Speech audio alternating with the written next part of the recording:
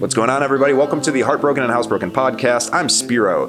Guess what? I have a show tonight, but you guys probably won't go because this will be released tomorrow. That's why you should follow me at Spiro and That Show on TikTok, Instagram, Facebook. That way you guys can catch some good shows, you know?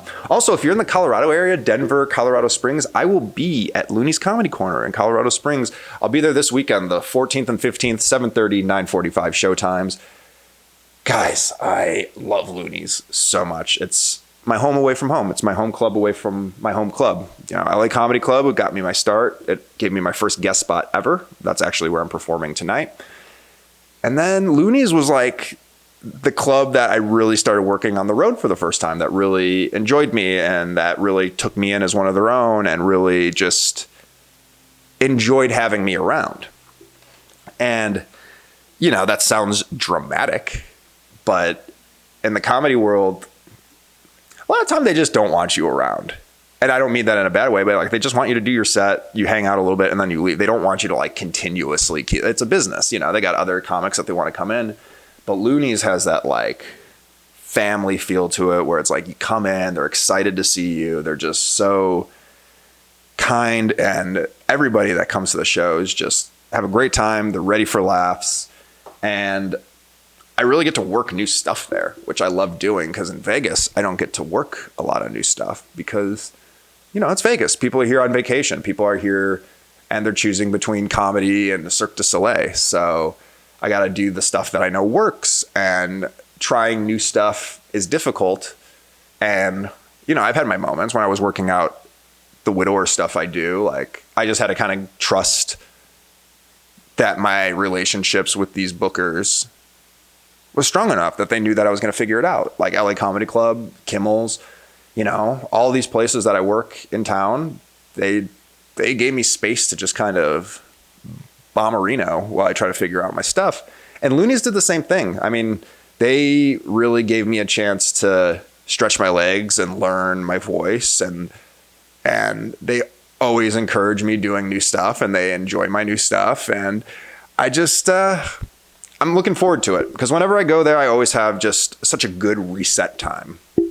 You know, when you're in a negative space for a very negative thing and dealing with a lot of grief and a lot of trauma and a lot of sadness and a lot of loss, like, you start to like compartmentalize your life. You know, you really start putting things in certain places and try to figure out where it fits. And a lot of times in comedy, you got to make these decisions like financially, like, is this best for me financially to go here? Is this worth my time? What's this going to do in the future? Yada, yada, yada. And Looney's, you know, it's never going to make me retire. Like, I make decent money there, but I don't make a ton of money. But my God, the reset and the boost and the confidence I get from visiting them and coming back to Vegas, I don't know. It's got no price tag on it. Like, there's just something about that place where I can be me. It just like wrings me out. You know how, like, you know, when you have like a washcloth with like a bunch of water, look at me, like I'm looking at me and giving a hand job. Look at me, gentlemen. But you like, we got a washcloth and like it's like, that's what Colorado Springs does to me. It just wrings me out like a old wet washcloth. An old wet rag. That's so crazy. You know, it's so crazy. But you need these resets. And especially me, because a lot of my stress around comedy comes from the fact that I don't have my father or Sarah with me anymore, because they were two like really big fans and supporters of my comedy. I mean, my dad, I used to wake up late. We used to watch George Carlin while he worked. It was like 1 a.m. It was a school night. I would just wake up and we'd watch George Carlin, and we'd laugh and we'd talk about the jokes, and, you know, we'd listen to George Wallace. Like, we would always go see stand-up shows. That was like something my dad really enjoyed doing, was going to see stand-up shows. And naturally that just kind of fell into place for me. You know, I played hockey for a long time. I got hurt. I started improv, and then I just transitioned into stand-up. And it was never anything I really thought I was going to do. Like, I enjoyed it, but I never thought stand-up would be something that I would pursue as a career. until, you know, a little later on in life when Sarah was the one that suggested I should start doing stand-up full-time instead of improv, because improv lost its luster. It lost that improv feeling. Whoa, that improv feeling. Sorry for the singing, but this is what we have. Sometimes we just make songs. But I did try stand-up before Sarah suggested it, though. I did do some stand-up early on in my improv career, right around like 2009, 2010. And there wasn't really a scene out here in Vegas, but, you know, we had our improv shows at UNLV, and during the intermission, if we wanted, we could try stand-up. So I would try stand-up, and of course, I did well my first times there in front of our audience, our improv audience. They all knew me, so they were all very supportive. And there's something that happens when you do stand-up for the first couple times. Like, you're just so raw that you don't think about it, and you're actually pretty good. That's the thing I think that really fucks a lot of people up when they start stand-up, is like the first couple times they do it, even if they don't have a lot of friends watching that, like the first couple times you guys do stand-up, you're actually pretty decent. And I don't mean like you're like Chappelle. Like, I mean, you get laughs, you feel confident, you don't think about it. And then you start thinking about getting booked and the structure and writing jokes and, oh, these people have heard this already. Now I need to add this on. I'm bored of my material. This material might not work with this type of crowd. Like, you start to like really over dissect it, and you just get worse, because you got to get worse in anything before you get better. I think that's some advice that not a lot of people have gotten in life. Sometimes you need to get worse in things to get better. As we know, that's my life right now. You know, wife passed from terrible cancer. Dad passed. A lot of shifts in life. Down pretty bad. But you know what? All those things happen because you can get back. Like, just, I think that's the athlete in me. I think that's the hockey player in me. Is like, you're used to doing these practices where you get beat up and you get tired and you get sore because you're training for the game. You're training for the game. You're not just trying to do well in practice. You're trying to do everything to get better. And I think that's something a lot of people lose focus on when they do stand-up. And it just might be because they don't have a sporting background. Is sometimes just eating a dick is good. Like Kobayashi or whatever the fucking thing from Step Brothers is. But that's what's hard about comedy, is because you start eating a dick over and over and over again, and you eventually get better, but there's no timeline in sight of when you're going to get better. It just eventually, you stop caring and you get better. But I did start doing stand-up a little earlier than 7 years ago. Almost 8 years, probably 8 years ago now. Wow. I started when I was at UNLV. Like I said, we would do it during the intermissions, and I did great. And then I was like, I could totally do this. I'm an improv stand-up. I can do all of this shit. And then I started getting booked on these rap shows for these rap groups. They were like rap group showcases. And the guy that hired me was off of Craigslist. And he was like, I'll pay you $20 each day. Like, I think it was like 3 to 4 days a week, which, you know, wow, I could buy a house with that $80. But, you know, I was like, oh, cool. Like, paid work, paid gig, dope as fuck. Like, I'm about it. And then I found out that they were like the insane clown posse of rap, like, or like a Slipknot of rap groups. They all like dressed up as weird characters and blew fire. And one was like a sword swallower. I'm like, what the fuck is this? And they wanted me to do 20 minutes of new material every single show. And dumbass me was like, I could do 20 minutes. I do improv. I got this shit. Then I would eat a dick. Not just eat a dick, though. I would eat a dick so bad. And I was the only white guy in this room, by the way. And I say that because as soon as I went up on stage to do my show, in between all the rap groups to like do the intermission, everybody would just get up and leave. So it was literally just me by myself in a room doing 20 new minutes for empty chairs. They didn't even have a bar or a bartender there. It was just an empty like warehouse space that they rented out. So I stopped doing stand-up. I did that for almost 6 months. I did that, college, hockey, improv. I did a lot, man. I used to really pack it onto my shoulders. It's probably why I got bad shoulders. Packed a lot of stuff onto those shoulders. So I quit doing stand-up because I was like, fuck it. Like, this isn't fun. I'm performing for nobody. And then for a long time, I just didn't do it. And then Sarah brought me back into it. And that's the thing I think a lot of people that haven't been through a trauma or haven't been through a traumatic loss is it's sticky.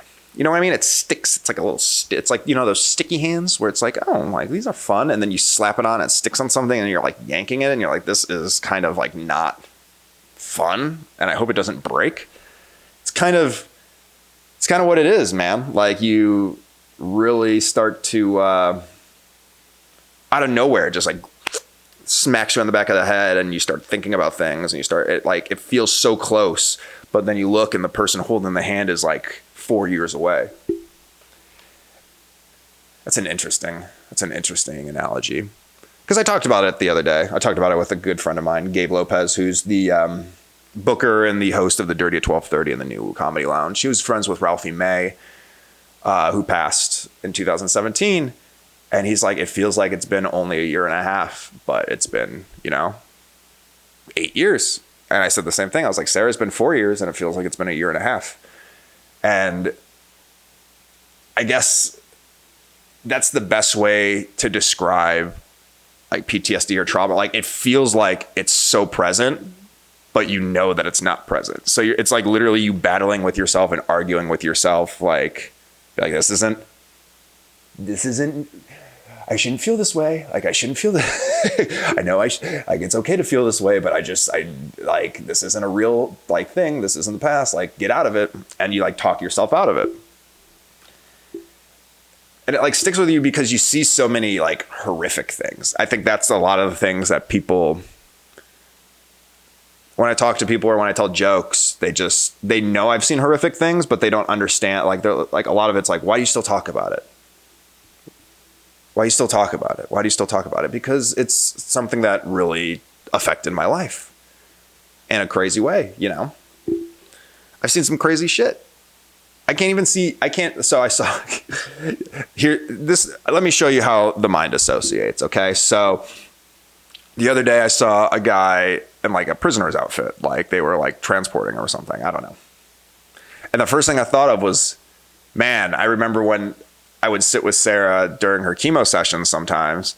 And there was like, if you're in prison for like murder or like rape or something crazy and you have cancer, you go to like a normal cancer facility and you get like chemo.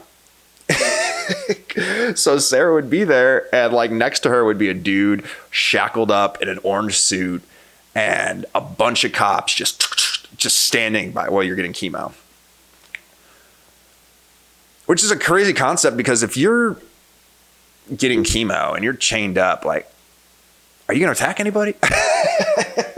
I mean, maybe you're a fucking criminal. You're psycho for a reason. You're in there for murder, but like, it's such a trip watching those things. You got little Sarah, innocent teacher. She's trying to take pictures. She's trying to like shoot and take pictures real quick because she's, bizarre sight. You're not expecting to see a felon getting fill-in with chemo.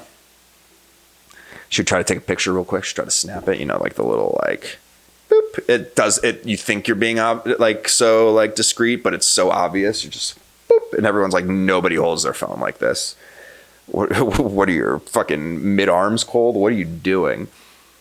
And then one of the cops came by and they're like, hey, I know it's weird, but just don't take any pictures. Yo, I know it's weird that this criminal is next to you getting chemo while we're all standing here with like fully armed semi-automatics or shotguns or whatever the fucking guns they were. They were big guns. I don't know what they are. I'm not a gun person. They're like this. Shotguns? Like, wow, Spirit, never shot a gun before, have you? This is how you cock it, right? But these are the things, like, like we've seen so many crazy things, like these are the things that stand out. They stand out to you, so they become very prominent in your life. And when I do this podcast and I do comedy, it's what I want to talk about because it's just so bizarre. You expect your wife's life being in danger because she's got a deadly disease in her body, not because there's a murderous criminal sitting next to her. And you know what's fucked up? He probably survived. That's the fucked up thing about this world. Sarah died, but this criminal probably survived. I wish things could be like that. I wish like it could be like, oh, like there's one of those two that need to survive. Let's have like the kind teacher. She should be the one.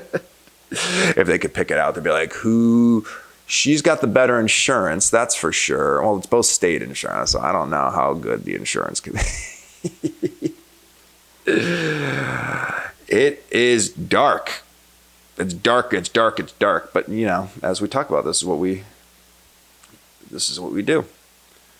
You know, everybody's serious about stuff. Everybody is serious or talks about things that they're passionate. You know, we talk about politics all the time. Everybody is big on politics. If I hear the word fake news one more time, I'm going to lose my fucking mind. I get it. People make shit up. Everybody does. Everybody makes shit up so you can be upset and then go after the other side. I get it. But fake news is nothing new. Like, I don't know why everyone's like, oh my God, Trump started fake news. Or now that the Republicans are in charge, like everything that the left says is not, it's fake news has been around for a while. It's been around for a bit. I remember when they were called like urban legends. Tall tales, right? Fake news is just the new term for urban legends or tall tales. Like, we used to say this shit all the time. We used to make shit up. You know, Trump's talking about transgender mice and everyone's going nuts. I would love to see that. A transgender mouse? Bro, that sounds like the ultimate punk band's name. Transgender mice. What's going on world with transgender mice? I'm just saying, I could see a whole bunch of people wearing a bunch of transgender mice stuff. Transgender mice band shirts. Transgender mice hats. You know, just a mouse with some titties and a big old fucking hog. I don't know. And now everyone's saying like, oh, it's misinformation. That's not what it is. Blah, blah, blah, blah, blah, blah. And it's like, yeah, no shit, man. Like, I don't think anyone's really thinking that there's transgender mice. You know, urban legends. Well, we have Bloody Mary. You say her name 3 times in front of the mirror, she comes out, she kills you. Candyman, you say his name in front of the mirror 3 times, he comes out and he kills you. Do you ever think about it, that Bloody Mary is just a white person's Candyman? Which is wild because you think that black people would be more afraid of a crazy white bitch in a Victorian gown coming out of a mirror. Like, you'd think they'd be more afraid of that. You know, and you think white people would be afraid of a black dude coming out of the mirror with a hook covered in bees. That shit sounds terrifying. Right? I feel like a black person would roast Candyman who walked in. I'd be like, look at this motherfucker getting bees all over my house. Get your ass outside with all these bees. You know we got a motherfucking allergy in here. White people would be like, please, don't cancel me. But that's what all it is. Fake news is nothing new. The tall tale urban legends, right? We all knew, like, everybody knew of the urban legend of Marilyn Manson sucking his own dick by removing his ribs, but nobody believed it. And if you did believe it, you were a fucking moron. Stop it. Stop arguing with people. Stop trying to fact check. We all know what's bullshit and what's not bullshit. And if you don't, bro, like, come on. Decipher for yourself. If you don't know what's true and not true, that just means you follow your own belief system and your own news source. You just listen to what they say, you read what they say, and then you're like, that's what it fucking is. And that's how fake news starts, is because you just refuse to use your brain and look at both sides of the story. But I'm just saying, if any band out there uses the name Transgender Mice, I want 10% royalty. Transgender mice. 3 transgender mice. 3 transgender mice. That will be the new song. Blind Mice. You know, maybe that's why people thought there was transgender mice. Because of the song 3 Blind Mice. 3 blind mice. 3 blind mice. They didn't know who they were. Like, I don't know. It could write itself. I'm just saying. We went on a tangent, man. We went on a tangent. Okay, so I guess fake news, I mean, it's all supposed to be scary. Let's not even talk about this anymore. I'm sick of talking about it because I'm going to turn this off and look on Facebook and everyone's going to be yelling at each other about transgender mice. What a world. What a sentence. Who would have thought I would have ever said that in the day? Like, I'm afraid to log on to Facebook because I don't want to see people arguing about transgender mice. What a sentence to say. If I said that back in like the 40s, I'd been like, what the fuck do any of those words mean? Facebook? Transgender? Mice? The Candyman movie was good though. That Jordan Peele one. Oh, you guys know what? It's a good movie. I just saw it. It's The Monkey. It's out in theaters now. It's like a horror comedy. Bro, it was good. It was one of those movies where it's ridiculous. Like, it knows what's happening. Like, you know what I mean? Like, it fully leans into the comedy horror genre. And I'm not like a big, like, have to watch all sorts of horrors. I'm not a horror, savant. I'm not someone that just like, I haven't seen the one with the clown that everyone talks about. I don't even know what the fucking, not it, the other one with the guy that kills everybody. I forget the fucking stupid clown's name. Herb the Clown or something. I don't know. Art the Clown, whatever it's from.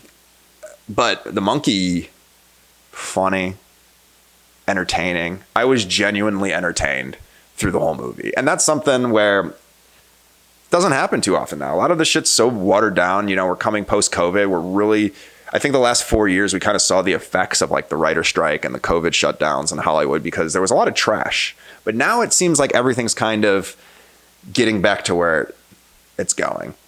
That might be fake news. I don't know. Somebody should just make a movie. Ooh, maybe someone should make a horror movie about a prisoner who is charged with 13 counts of murder, who's getting chemo, and he escapes in the chemo hall. Dun dun dun. When he just kills people by fucking plugging in different chemos. Would anyone see that movie? Probably not. Should someone write it? Absolutely. Maybe I'll write it, and that's how I'll get my big claim to fame. A horror movie about a convict. It would be called the Chemo Convict.